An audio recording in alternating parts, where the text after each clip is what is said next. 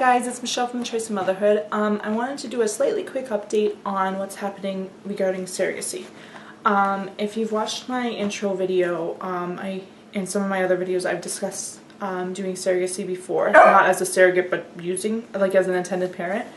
My friend is a frequent or experienced surrogate and egg donor, and she offered to be my surrogate and also my egg donor because we were going to do traditional surrogacy because financially it's a better option and neither of us cared that she would be the egg donor, the biological parent. So she is currently doing another surrogacy, and then mine was set to be her last. So she's due in, I want to say, like August. So until I had my chemical pregnancy, I was still 100% on board for the surrogacy. And I'm not totally off of it yet, but it's kind of like a secondary option. Right now I'm kind of wanting to just see if I can get pregnant still, and when she is ready and if she still wants to, then go ahead with it. But at this point, I'm not sure how much she wants to even do it. The only reason I say that is because I've asked her questions. I'm a planner, and she knows that, and I need to have like things sorted out years, months in advance. I need to have a plan. I need to have details. Like, I can't just jump in. It's not my personality. So I had wrote up a surrogacy agreement in the summer, and I asked her to look over it and fill in blanks, because I left blanks for financial stuff, because although she states that she doesn't want income, like financial support for it, I feel I need to financially support at least her expenses. I know it's different than a normal surrogacy because she is a friend, and therefore where she would normally get money for, say, maternity clothes, we could work at an arrangement where she could use maternity clothes she has, or my mom works for a secondhand store company, and even though she's in the office, she gets discounts for the stores. So even working out something like that, so for instance stuff like that, or like if she needs a ride somewhere, one of my family members could drive her versus me paying for a taxi or a service to get her wherever she needs to go, like an OB appointment. But anyway, so I asked her to fill in the blanks for the agreement, and she said she would look over it, and nothing ever happened with it.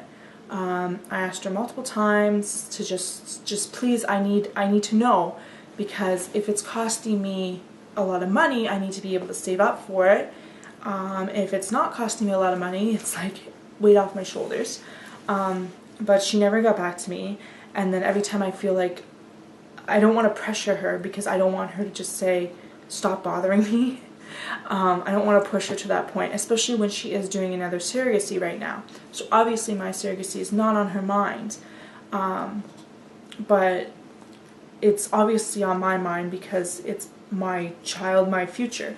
The other thing is, I asked her if she'd be comfortable with known donor, because I'm currently using a known donor, and yes, we could do it with a sperm bank, and besides financially, the sperm bank's a lot more money than a known donor, but that's not really a huge deal because she'll probably get pregnant pretty quickly. But I really like my known donor, and I'm very comfortable with him, and I like him. So I asked her if she'd be comfortable with that. No response. And again, don't want to push because I don't want just her to stop. And then I had asked her, because I knew her husband wasn't comfortable 100% with her being my egg donor. He's comfortable, as far as I know, with her donating eggs, but not as a known donor, because she would be a known egg donor because I know her, versus anonymously where she goes through a clinic, because this would be her first traditional surrogacy. So I knew he wasn't 100% comfortable with that, and then somewhere along the line he became on board and fine with it. And I had asked her, would he be more comfortable if I used my eggs? Yes, financially, more expensive because now it's going from traditional surrogacy to gestational surrogacy. But I had said, would he be more comfortable if I used my eggs? No response. So, and in that message I had said, because this is all just through emails and Facebook, I only talked to her on the phone or in person in summer and sometimes Christmas, just because I don't live by her, only when I'm at my parents' house. So I had messaged her about the egg donor thing, or the using my own eggs, and I said, please let me know, because if I'm using my own eggs, I need to start getting organized, because that means I need to afford more, I have to pay more money, because even if she doesn't want to do the surrogacy right away, I want to have frozen embryos ready to go, which means this summer I would have to do that. The egg retrieval, the freezing of the embryos. So she knows that I need to have a plan, because if I don't, I don't. So she never responded. She'll respond to other stuff. Like, I'll message her about other stuff and she'll respond, but anything to do with surrogacy, she doesn't. Which I understand, she's busy with other stuff. But my worry right now is, when she's doing the surrogacy, if I ask her a question about the baby, is she going to respond, or is she just going to ignore it? Or, like, what's going to happen there? And again, with the agreement, I want to know exactly what she's going to have for expectations. Like, is she going to expect my child to know that she's the biological mom?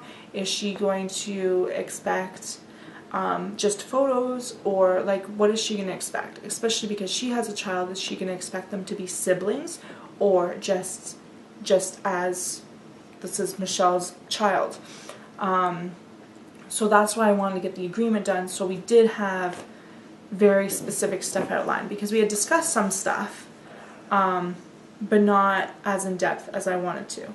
And we were together a lot in the summer, and I had brought up some stuff in the summer, but not really getting proper full answers.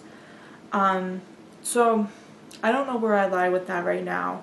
I'm not really talking a lot to her, just because with her doing the surrogacy, it's really hard on me.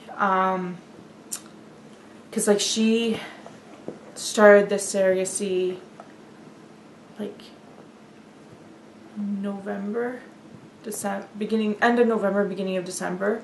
So here I am struggling to get pregnant, and then she's pregnant. I know it's different because she's doing surrogacy, therefore she's having embryos transferred. So if I was doing IVF, maybe I would be pregnant by now too. But I don't know. And then just to see, like, the updates on Facebook and stuff, it's just hard. So I removed her, and if she questions it, I will be straight with her that I can't deal with pregnancy updates.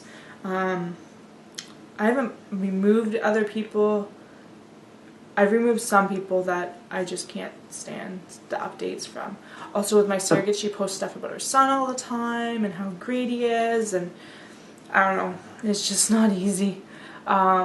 So I've hit a lot of posts on Facebook from other people who I know are pregnant or have small children, just because it's hard. So anyway, so not sure what's really going on with the surrogacy thing. In my mind, it's still an option, but only if she wants it to be. It's up to her. If she doesn't want to do it, I'll find other options. I don't want to make her life miserable or have her, like, resent me for having her do a surrogacy if she didn't want to do it. So that's it. I think that's it. So thanks for watching. Have a good day. Bye.